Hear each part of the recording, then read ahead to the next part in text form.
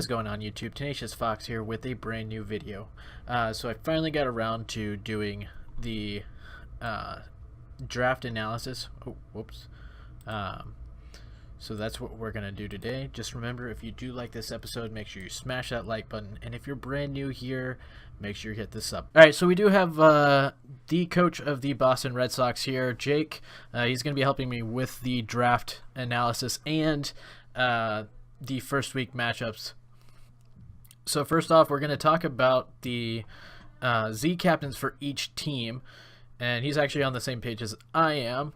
How about you start, Jake, with my team? All right, so my first thought with yours, with Mew, is since it can learn every move, you can use any Z move you want, really. So that's just already the game plan for that is a huge pain in the butt. Yeah. So, I mean, you can pull out any type of Z move that you want, and there's really no way to prepare for that. You just got to hope that you know what they're going to go with, so you can use that in a variety of ways. Yeah, I honestly, it was between Mew and Smeargle, because honestly, what you said is, you just can't prepare for it.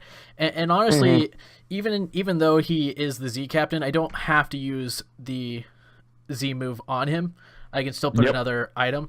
So I mean, that just it is. I mean, I don't like to brag, but like that was my best idea. Yep. I 100% agree with that. As soon as I saw that, I was like, "Ah, crap." That's awful. When nobody picked Mew, like I was like, "Yeah, I'm getting that." I didn't. Yeah, we'll go on to Bryce before we talk about the actual draft. What do you think about Decidueye? I actually don't have a whole lot of experience with Decidueye. I mean, I have one on my game that I use. I pretty much use, grass, ghost, whatever, the basic moves for it. So I don't know what exactly its move pool entails.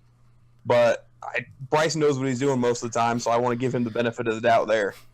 Yeah, he did. I did let him change his Z captain from what he originally picked. I think he originally picked Tapu Bulu.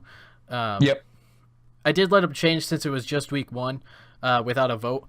In future changes, it will require a league vote, and there will be a delay on it, because we don't even. One thing I didn't mention is we still are waiting on one team to put in their team. We've had a horrid time finding this last person, but I think this person will be decent. He's new to the draft league and competitive style, but he at least knows somewhat how to play, and I think he'll catch on pretty quickly. And now to your team. Honestly, I was pretty shocked you picked Latios as your Z captain. I really thought it would be Metagross because Metagross has got a lot more coverage. Just with, like, you could go with Ice Punch, Fire Punch, Thunder Punch, and that would doesn't be get it. Fire Punch. Oh, yeah, you're right. But, I mean, obviously you're not going to talk too much about what you're going to be doing with it, and I totally see that. But it did surprise me, Latios being your Z captain. So just a little bit from my point of view here, when I was looking at it, my first thought was either Latios or Tapu Koko. But I ended up going with Latios just because I like the diversity of the move pool that, he brings to the table here. I mean, I can go Dragon, Ice, Lightning, Psychic. I'm trying to think what else. Ghost. Like, I have a lot of options on the table that have a tremendous amount of coverage on it. And plus, he's bulky enough that I can switch in, take a hit, deal a hit, kill something, move on with the match. Yeah, for sure. He is a heavy hitter. So basically, any Z move you put on him, as long as it probably is a special move, as long as it's special, he's gonna really do a lot of damage. If it's not super effective, so you could basically put Draco Meteor on him and just Z Draco. And I get 2 kills. Yeah. So let's move on to Tyler's team, the Los Angeles Nido-Kings. Honestly, I think Gengar is a decent choice as a Z captain. I might have gone with Victini just because there is a lot more potential with Victini. He obviously a little bit of background. He obviously didn't pick his team. We picked it for him. He gave us that power, and because he couldn't be at the draft. But honestly, I think we did well for him, and I think Gengar will be a decent choice. I think he might look to change it up at some point in this season. Yeah, for me personally, though, when I looked at it, I mean, kind of going along the same lines as how you were with Mew and how I was with Latios, I actually would have rather have seen Nidoking or maybe even Honchkrow, because Honchkrow getting Moxie. I mean, you pull that in, you get a Supersonic Sky Strike in, you get a kill, attack goes up, and you just continue on with your day. You know what I mean? Well, yeah, but then you couldn't put the Choice Scarf on Honchkrow and get like those revenge kills and. I mean, I guess he could have gone with Greninja as well. That would have been a very big problem for everyone involved. Tyler, if you're watching this, please don't switch it to Greninja. Everyone will reject it. Especially with it being Protein Greninja, so it's going to become stabbed anyway. Oh, yeah, for sure. Well, I mean, yeah, that would be... That's going to hit hard regardless. Oh, for sure. So let's move to one of the newcomers of the league, the Detroit Duck Trios, and his Z captain is Mimikyu. And honestly, I'm not super familiar with the Sun and Moon Mons.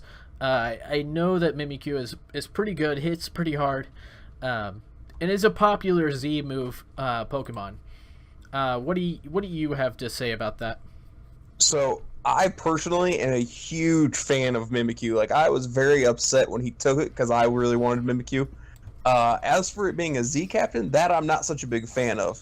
I've seen a lot of sets where you can run, you have Disguise, obviously, you throw a Focus Sash on there, so you're guaranteed pretty much 2 turns of living, so you can fire off 2 Swords Dance, and then you get Priority Shadow Sneak, you can just fire off, plus he's already faster than a lot of Mons. Yeah. So, as a late game sweeper, you can bring him in. The only thing you ever really have to watch out for is Mold Breaker. So, like, Excadrill with Mold Breaker, that usually, it's not a huge fan of that. But you can still set up and just take care of stuff at the end. So I feel like making that your Z captain, you kind of cripple yourself there. But when I look at his team, I don't really see a lot in terms of a diverse move pool to make a Z captain. You know what I mean? Yeah, and I totally agree with you on that. He does have an interesting team, and we will get back to more of that later. Let's move to the South Beach Slowbros, another newcomer. He actually joined after the draft, and I'm gonna talk about his selections later because I really love his selection. Even though he came in after the draft, we had already drafted, he came in and selected his team. He did end up picking Starmie as his Z captain, and honestly, I'm gonna not agree with this one either, just because I think Starmie is a good Z captain. I think because it does have a diverse move pool, but also you can do a lot of things with Starmie without being a Z captain, which I guess he still could do those things. He just wouldn't have a Z move to fall back on. Kind of my take on it, again, going off previously, like there isn't, I feel like a whole lot you could do. Maybe throw it on Thundurus if you were to go a different route, but I do agree Starmie does have a very diverse move pool, so I think that's kind of the thought process he was going through was, all right, what can I hit the most with? So I think that's kind of what led him to that decision. Yeah, and I guess it does make it a little bit more diverse, because a lot of people you just see analytic and choice specs, and that's just what they run with Starmie. So I guess with the Z moves, he will be able to do a lot more things with that. So let's move on. Florida Fieros, we don't even know if that's what their team name is going to be, but the original person did drop out the draft night, so yeah, good luck to that guy, but hopefully we get his roster in pretty soon because he is actually my week 1 opponent. So let's move on to the Eternus City. Entei is another newcomer. He picked Kyurem Black, which honestly, I don't know a lot about Kyurem Black, and I don't know enough about Kyurem Black to say whether it was a good choice. I probably would have gone with Tapu Lele, or maybe Infernape, but whatever he's got planned is probably he probably knows what he's doing. That's what I'm gonna assume just by looking at his team. What do you think, Jake? So as you know, since this is my week 1 opponent, I've already done a lot of scouting into what he could possibly bring to kind of prepare for that. So as for his Kyurem Black, between that and Tapu Lele, like you said, Infernape, those could all be good picks for that. But basically, just Z Kyurem just punches holes in things. Like it's not fun. Nothing enjoys taking a Z move from that thing at all. Yeah, and like, it just has so much raw power that you throw on a super strong attack with that, and it's like even if it's resisted, it's not enjoyable. Yeah, that's probably the thought process for that. There's not a lot of gosh, I can't even think of the word. He doesn't have a super diverse move pool, but what you can make it's going to be a powerful attack. Mm-hmm.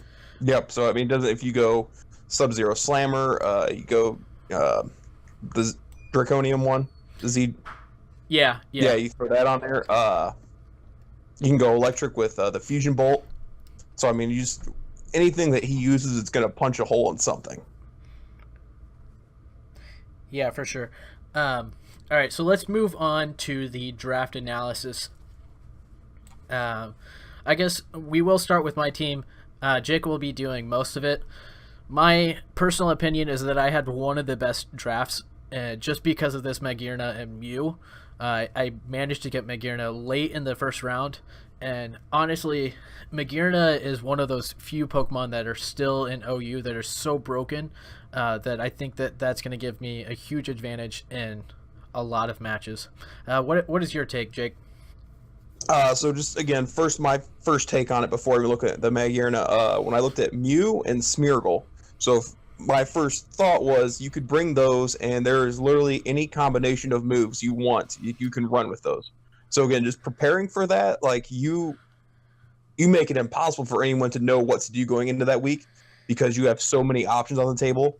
So going on to Magearna, I have very little experience going against it. I've only faced it a couple times, and it's always put in decent work for my team, but I've never really had to prepare for it.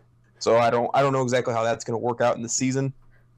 Clefable, I found out how useful Clefable could be last year on my championship winning roster once I realized that it was good, which was a critical mistake on my part early in the year. But, you live and you learn. Yeah, I was honestly, I don't know why I picked Clefable. It just probably for the bulk and the unawareability probably. Mm-hmm. I tend to run more bulky set kind of style, and that's just how my team is kind of set up.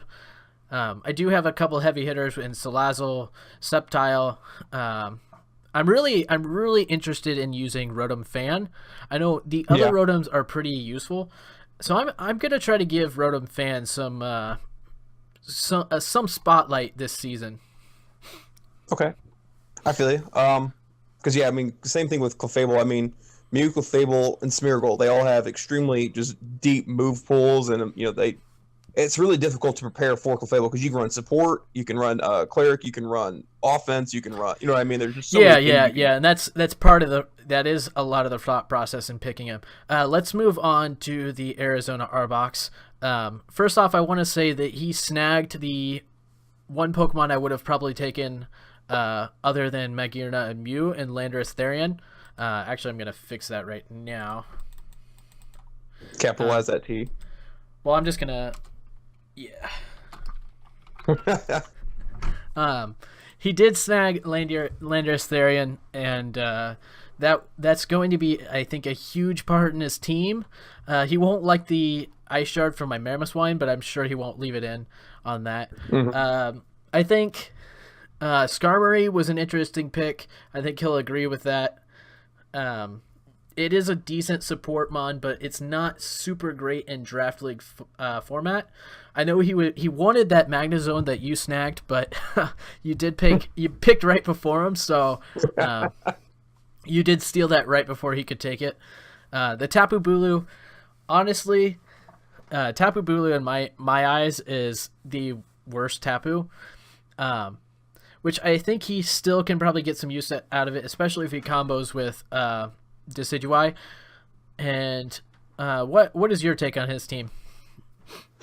So first off, my take is Lando T was one that I was heavily considering to build my team around. Wasn't as fond of Tapu Bulu just because of the 4-time poison weakness. I'm not a huge fan of 4 times weaknesses in general. Just off, common sense. Skarmory, again, he took Skarmory just because he was mad that I took Magnezone right before him. You go down a little ways, he took Gigalith because I took Rhyperior.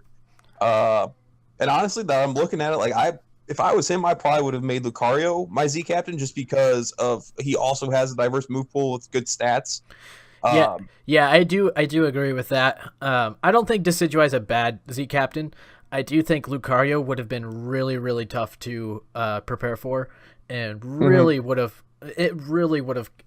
done some damage. He did pick 2 Pokemon that he had on his roster last year, in Flygon and Emboar, and he'll actually we were playing on DS last year, and he'll actually get Defog with Flygon this year. I know he's happy about that. Yep, without a doubt.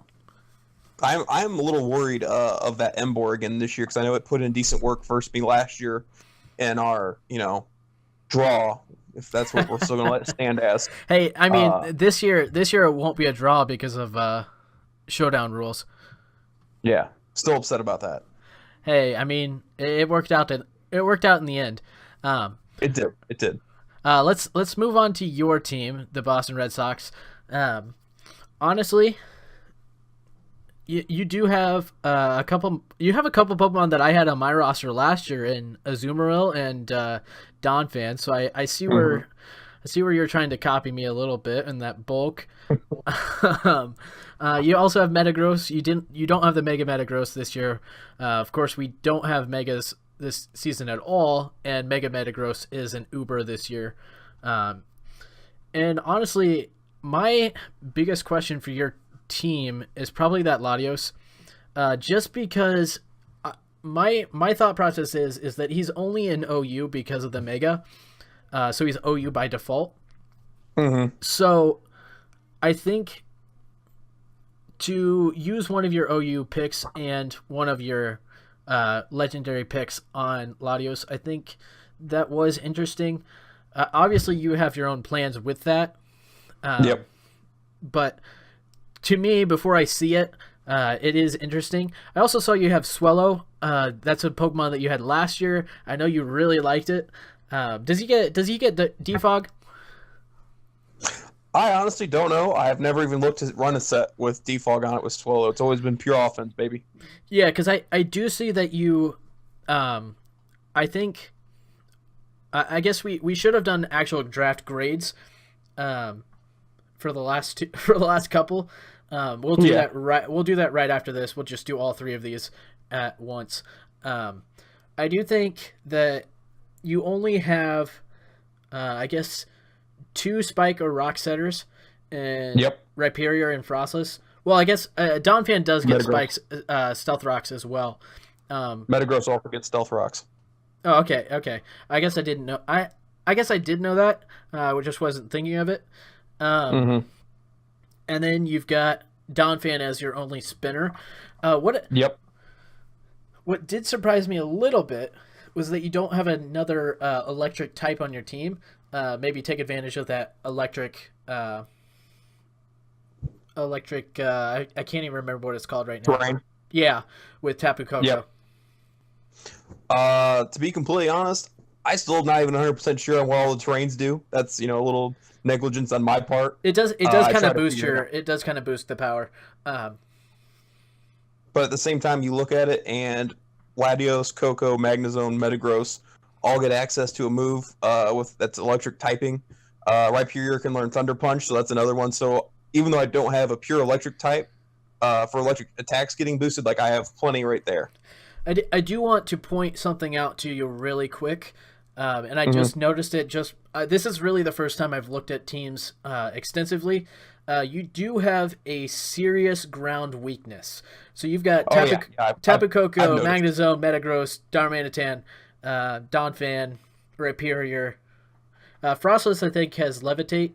So I'm not entirely sure. I haven't looked into because you guys drafted Frost last for me, so I'm not yeah, entirely we sure on that. thought we did draft Frostless for you. You didn't have an Ice type, and honestly, Frostless is a decent mon. We thought you would have some fun with it, and that's what the reasoning was. That's fair, and yes, I'm well aware I have a serious ground weakness. That's kind of where Pokemon like Latios come into play with Levitate, Swallow being a flying type. Yeah, Vaporeon can eat those right up. Azumarill can eat those right up. If you do defensive investment, which yes, then I have to work my way backwards through it to take care of that. But at the same time, I like my odds versus it. yeah. All right, so let's do draft grids for the first three. Obviously, you'll only do mine, and then I'll only Yep. do yours, and we can both Mhm. grade Bryce's or the Arizona R box. So go ahead with mine. Honestly, for you, I would give you I'd say probably an A minus. That's a lot higher than I would have given myself, honestly. Because like what I pretty much look for is I look for, do you have I'm not seeing a lot of common weaknesses. Okay, I'm not seeing a lack of, you have hazard setters, you have hazard removers, you have good offense, you have good defense, you have a taunter. Like there's just a lot of things you have that you can play with. So it's kind of just my overall thought on it. I don't see a whole lot of 4x weaknesses besides the Mamoswine. Is that the only one? Or Salazzle with ground. Yeah, yeah, but Salazzle's quick enough that he's more of a revenge killer, anyways. Yep. Yeah, let's move on to.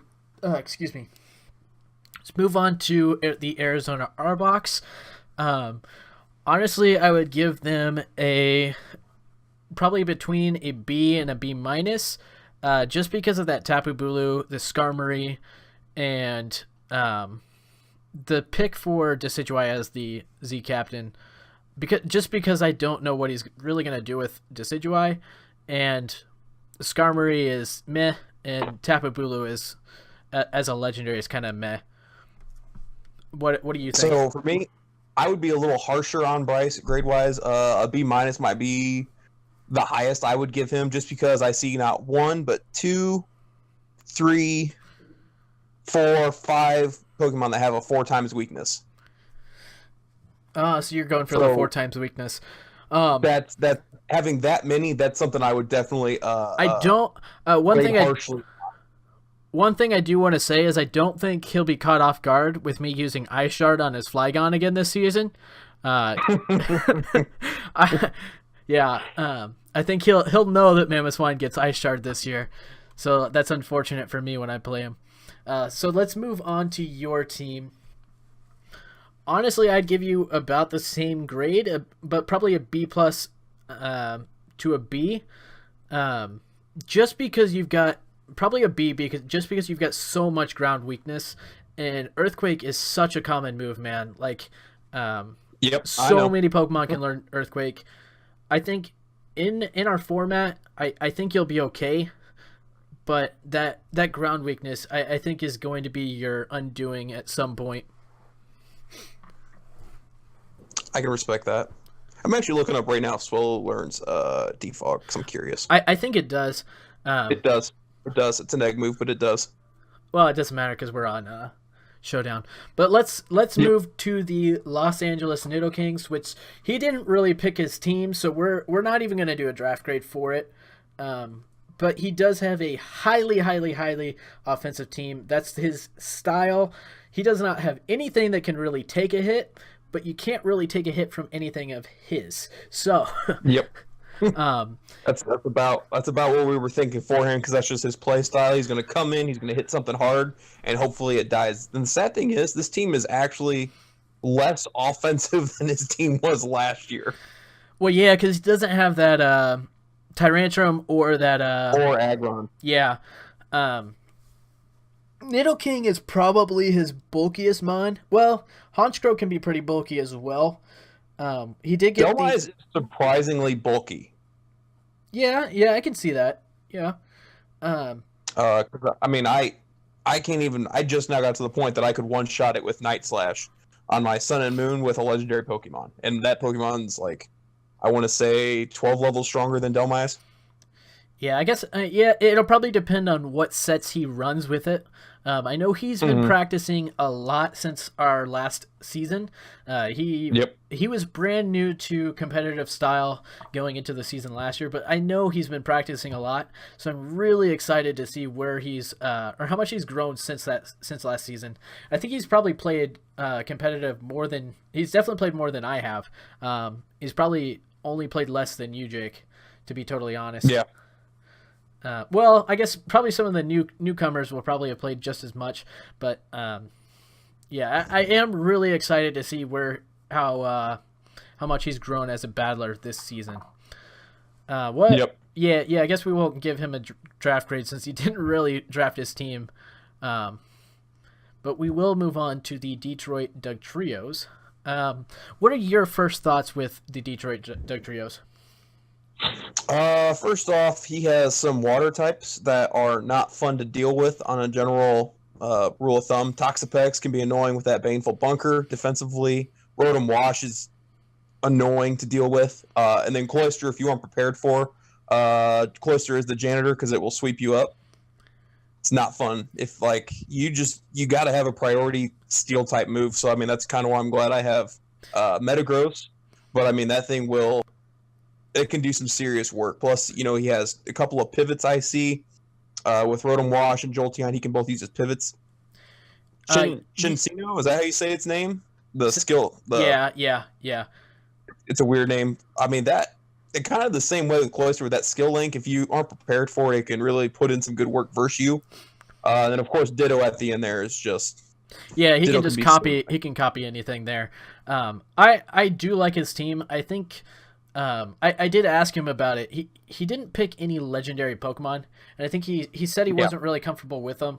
And I think he does have a pretty good team outside of. I think Alolan Marowak is going to be one that he either doesn't use as much or doesn't find a lot of use with. Sigilyph is going to be one that's going to be situational. Fortress, I think he'll find some use out of. Comfy is a pretty good wall, but I don't know its movesets, so I don't really know what you can use it for. I guess that's for me to find out when I play him. Yeah. Ditto is definitely going to be a problem there in the back.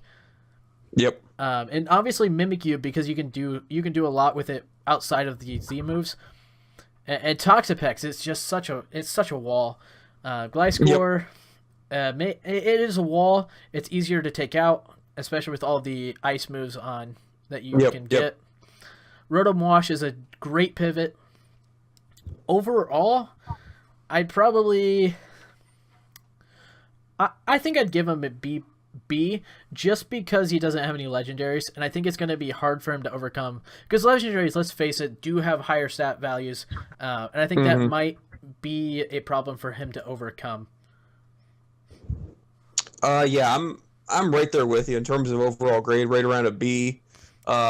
Nothing on his team really wows me, but then again, nothing is like, oh, that was a terrible pick, with the exception of, like, again, I don't know anything about Comfy, but obviously he took it because he knows something about it. I've seen Sigilyph put in work firsthand. I know you can do this, so like I'm kind of looking at the lower tiers here, and I don't see a whole lot of 4x weaknesses, so it just looks overall like a very solid team. Yeah, I really think his only I think his only pick that's gonna be that surprised me was the Marowak, the Alola Marowak, just because it's kind of really only in OU as a check to some of those mons. As far as for draft league, I'm not sure how it will work out for him. I agree. All right, so let's move on to the South Beach Slowbros. Honestly, this is one of the best pick teams I think in our entire draft, and he picked after everybody. When he sent me his team, I was like, Wow, man! Like I think he nailed it with his team. He didn't really. He had second pickings to choose from, and I really think he picked a really great team because he's got a pivot in Galvantula. Well, kind of like frail pivot, but he does have a pivot. Yeah, he has a pivot in Thundurus as well. Heatran is such a great mon, especially with all the Tapus in this league, and all the overwhelming amount of fairies as well. That's a really great pick. He's got Ferrothorn that can also give him some coverage against fairies. Heracross is one that I'm going to be interested to see how he uses as well as Beware. He also picks Slowbro down at the bottom. I don't know if you saw that, and I think that's a really big pick as well, just because it's so defensive and you can always use it as an offensive mon as well. So I agree with you right there. Again, I mean, he has Ferrothorn, so Ferrothorn obviously the 4 times weakness to fire, but then you can use that to bait in a fire attack for Heatran to get that flash fire in. So that's awesome. You got Starmie with the diverse move pool here to cover stuff. Thundurus, a fantastic pivot. Scarf, Moxie, Heracross is not to be messed with. Klefki with Prankster is extremely annoying because even if you aren't going to win a one-on-one, you can at least fire off a Thunder Wave or something and get there first. Well, he does have he's got a Spike Setter in that as well. Yep. So any non-offensive move, isn't that what it is? Any non-offensive move gets priority. He's Prankster. Prankster. Yeah. So that's gonna be a big key to him. I know he's more used to playing in double battles. I do know that. So he might be a little bit rusty in single. He might be a little rusty in single battles because I know double battles is his forte. But I think I've played him before. I know you haven't, but he is a pretty good battler, and he's gonna be somebody that is definitely not somebody you want to play. Overall, I think I'd give him an A- because he had to pick after everybody, and honestly, I think he nailed it. Yeah, I would agree with you on that. Like my big thing for him that I actually was pretty impressed with when I took a second look at it was just defensively, because I mean, like, I don't know if you know Beware with I think its ability is called Fluffy. It can any physical attack does half damage, so even super effective. So you can switch in on a physical attack and not really care about what type it is. Yeah, and you're just gonna eat that right up. Spiritomb has great coverage, type wise. So yeah, I mean I think he did fantastic with his draft. So yeah, I would agree with you. Probably I'd say an A-. All right, so we will move on to the final team here. The Eternity Entei is the only one to pick a not real city, but that's okay. Here, let me scroll over to make sure this is on my recording screen. Since I've been preparing for him, I can go first because I know pretty much everything he runs. Yeah, go ahead. Go ahead. First off, I've never really had to prepare for a sand team before, so I was really impressed with how well everything works together. So you have Hippowdon, you have Excadrill, obviously Sand Rush, you have Stoutland gets Sand Rush. You have all 3 of those come in, work very well.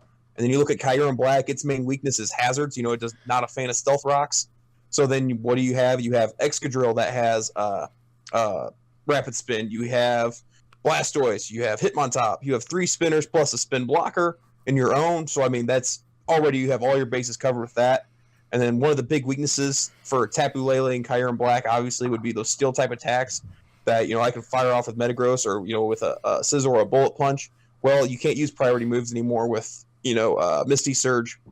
So, I liked his team a lot. So, it's been very fun for me to go ahead and prepare for it in that regard. Yeah, I mean, I haven't prepared for his team at all. I don't even remember when I play him. We'll look at the schedule here in a second. I might actually play him second week, but he does definitely have a pretty good team. Now that I'm looking at it more and how you've described it, because I really haven't looked at these teams. My first look on this, I was like, it's just an okay team. But you brought up that he could run a bunch of sand team moves or sets. And honestly, I didn't even see that before, and I'm glad you brought it up because I definitely would not have prepared for it. I was I was happy to see that he picked Stoutland. I thought that was a great pick. And I've run a sand team with Stoutland as well, so I really hope I see that in a sand team here. I think the big question mark for me was picking both Umbreon and Espeon, because I thought that too. They kind of serve the same purpose. I don't. Maybe he's got something. He's thinking, I didn't have a dark type, so he picked Umbreon, and then he was like, oh well, I only have one psychic type, so he picked Espeon. But I do think they kind of serve the same purpose. And I mean, my thought with that was just with the what's the ability? Is it Magic Bounce? Yeah. That just to block Stealth Rocks again. So I mean, he knows that Kyurem Black is weak to those rocks, so he's going to do everything in his power to keep rocks off his side of the field. That was just how I took it. Yeah, and maybe that's how he's thinking it. I won't post this video until until you guys have played, so he doesn't think of that. And especially since you've kind of talked about what you've prepared for, so I'll wait until you guys battle this week. But I do think he has a pretty good team. I would probably give it a B+. I think he would be an A- if I knew what he was doing with the Umbreon and Espeon. And I do think he does have a little bit of frailty outside of like Hippowdon and Blastoise and Umbreon. I mean, I guess he does have some bulk. But I take that back. He doesn't really have a lot of frailty because he does have the Superior as well. Akiram is going to be so hard to take on because he can run a lot of sets with that. And it's such a powerful mon. So that's not going to be fun to take on. I would actually give him an A- just because of how well he did drafting around his weaknesses and drafting to cover those up in terms of, he's going to live and die by Kyurem Black this year. So by golly, he did everything in his power to keep that thing safe. Yeah, and he did have the 8th picks. Well, technically it was the sixth pick because we had 2 people drop out. But he did have the last pick in the draft. So, yeah, I guess I would, I don't know. I'd still give him a B+ just because I don't really know what he's doing with those 2. Yeah, you got a lot of respect coming out of the Boston Red Sox for week 1. Well, let's move over to the schedule. I'll pull that up here. Yeah, I don't know if you have it pulled up. Yep, I'll pull it up right now.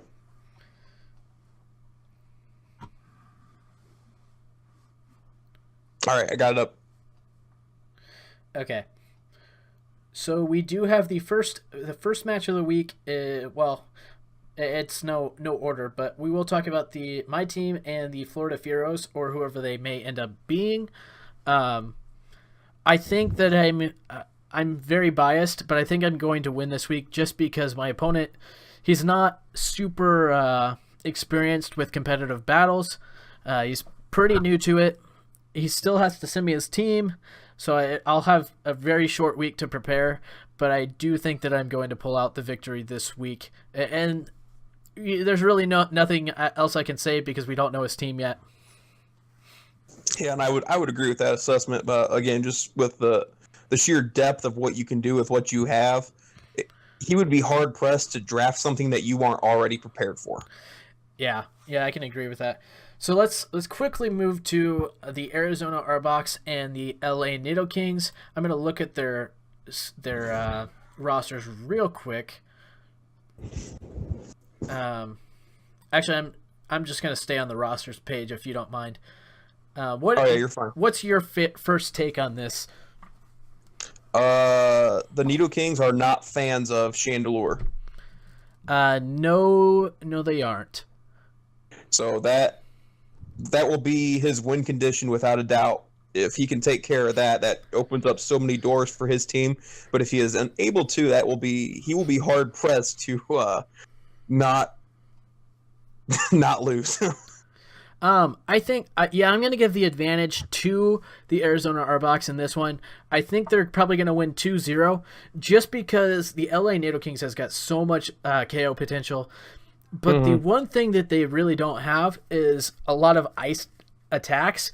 You can get HP Ice with Hydreigon. Well, you can get HP Ice with anything, but I mean, you can get Ice Beam with Nidoking, Ice Beam with Greninja. Yeah, you're. That's true. That's true. I do think that Landorus Therian is going to be tough for the Los Angeles Nidokings this week. I do think that's going to be the toughest part of their matchup. I think Alolan Muck is going to be tough to take out for them as well. Mm-hmm. And I think Lucario is going to have a big week with a bunch of revenge kills. Yep, I agree with that. But yeah, as the 2-0 seems pretty accurate. I mean, it's gonna come down to just who has the most offense left at the end of the match, because obviously that's all that the Nidokings have is offense. Well, and also he's got the Arizona Arbox does have Gigalith, which is a huge defensive threat. And they will at least keep Skarmory for this week, which is a big Pokemon. And I really think that obviously the Los Angeles Nidokings are gonna improve since last season, and that might tip the tide, because I know the Arizona Arbox have not battled as I know they have not battled as much. The coach of the Arizona Arbox has not done as much battling as Tyler and the Los Angeles Nidokings. I don't know if I would write that off too much as a negative, because Bryce and I have been battling on doing random sometimes. Yeah. This week they've all been pretty close matches. This week, yeah, but I think overall volume, Tyler has been putting in a lot of work and getting better. That's why I think that's true. As competitive experience, I'm not going to put any any advantage at either way. I feel you on that. So next, let's move to the Detroit Dugtrios and the South Beach Slowbros. Honestly, they're both newcomers. I've battled with the coach of the South Beach Slowbros before. He is a pretty good competitive battler. He did end up beating me. We were playing in doubles, and I usually don't play in doubles. And it was a team that I had just made. But that's okay. I do think he is going to pull out the win this week. I think that... Let me make sure this is all on screen. I do think he's got a much better team overall. I think the Detroit Dugtrios are going to put up a good fight. I just think that the South Beach Slowbros have got a better team in general. Yeah, I would agree with that. I mean, usually my first thing I look at would be how well do you cover up your weakness and versus your opponent. And Mimikyu being, obviously a fairy type. 2 of his first 3 picks were steel types, so that's not good for you in your favor right off the bat. Yeah, for sure. Mm-hmm. I look at... What were you going to say? He really only has that one spinner and Fortress, so I think he's going to have to bring that, because I have a feeling that the South Beach Slowbros are going to bring Galvantula and Klefki, slow him down with Galvantula, and then get him spiked up with Klefki. And I think that might, if the Detroit Dugtrios don't bring Fortress and he gets those hazards set up, I just think it's going to be too much for him to overcome. I agree. Yeah, I don't like the matchup this week for the Dugtrio, so I would expect the Slowbros to win. Although, I think that Gliscor might put in a little bit of work, just because Starmie, Beware, and Slowbro are his biggest threats, like with Ice-type moves, and Water-type moves as well. So I think Gliscor might have a decent week this week. Toxapex might be a little bit tough for the South Beach Slowbros, and Comfy might be super tough as well, because he's just so bulky. But it's going to be really interesting to see what they do here. Now that I'm actually looking at it again, Alola Marowak actually could put in some pretty good work versus this team. I mean, it gets moves to cover Heatran, Ferrothorn, Thundurus, and Starmie, all of them. Yeah. So I don't know if he wants to sacrifice Thick Club? Is that the item? Yeah. For a Choice Scarf, just to give him the speed to take on those. But he could definitely put a dent in all 4 and Heracross and Klefki and Galvantula, and now that I'm looking at it. So I mean that actually could put in a surprising amount of work. He may have a pretty big revenge killer with Marowak this week. Yep, I agree. And obviously, Mimikyu is going to be tough as well. I know South Beach has got the Heatran, but I do think that Mimikyu is going to be tough regardless. Mm-hmm. Because for the most part, what I know of Mimikyu's attacks is it's pretty much wasted on Heatran and Ferrothorn. Like he's not going to get a super effective or anything. So yes, his Z move will still do a lot of damage just because it is a Z move, but it'll be resisted. So yeah, what do you think the score line is going to be? It could come down to the wire if the Dugtrios do a good job, obviously revenge killing, putting themselves in a good spot. But I look for the Slowbros to win handedly. I can't really see anything less than a 2-0. I wouldn't be shocked at a 3-0. I will say this. I think the Dugtrios have got a lot more recovery on their entire team. Yep, just I overall. agree. So I think if they can draw the match out and not get stuck with those hazards, if they can draw the match out, I think that's one of his win cons is just making it a long match. And definitely getting through that Thundurus and Heatran. Yep, I agree. I think he's going to have a really tough time with Goodra if his Mimikyu goes down. That might be his undoing as well, because he doesn't have a lot of physical attacks that he can hit it with that are going to be super effective. Yep. So let's move on. I agree. Before we move on, I guess I agree with you. It's going to be the South Beach Slowbros. I would go as far as a 3-0. Yep. It might be a little bit worse. It's just going to depend on how good of a battler the coaches of the Detroit Dugtrios are, and I obviously don't know. I do hope they have both coaches have fun. Yep, that's the important thing. All right, so let's move on to the final match of the week, the Boston Red Sox and the Eternal City Entes. So first off, I am going to give you the advantage in this match because no one prepares for their matches more than you do. And I'll take that as a compliment. I don't think I don't know him at all. He is a newcomer in our league, and I don't think he's going to prepare for as much for your team as you have his team, and I think that is going to give you an advantage. I do think he had a better draft overall than you did, but I think you'll be able to. I'll agree with that. I do think you're going to be able to overcome that. Yeah, just a little bit from my preparation standpoint. I don't want to get too in depth on it, but I've gone against obviously several iterations of what I think he could bring, and I've had matches where I've had a lot of low rolls where I've been hacks, and I've had this. And out of the 9 matches, I think I'm 7-2 against him. So I really like what I've got that I'm bringing for this week, and prepared in terms of what I think he's going to bring. So I very much so like my odds in this. But they've all been close matches to say the least. So it'll be interesting to see how it comes down at the end. I do think if he goes with a sand team, and I don't know what you're planning on running, you do have a ground weakness, and I think that might come into play this week. Obviously, I don't know what you're going to pick. I don't know what he's going to pick. But I do think the fact that he does have a lot of ground-type moves may be a bit of a problem for your team overall. So it'll be limiting on what you can bring. That is true. So, what do you think? What do you think the final score will be? I'm going to go with 1-0 with you, just because of that preparedness. I really don't think he's going to prepare as much as you will. Maybe he doesn't have as much time. Maybe he doesn't take it as seriously. But let's be honest. Nobody prepares as much as the coach of the Boston Red Sox. There is absolutely nothing you can run that I do not know it already gets. That is pretty much my thought process.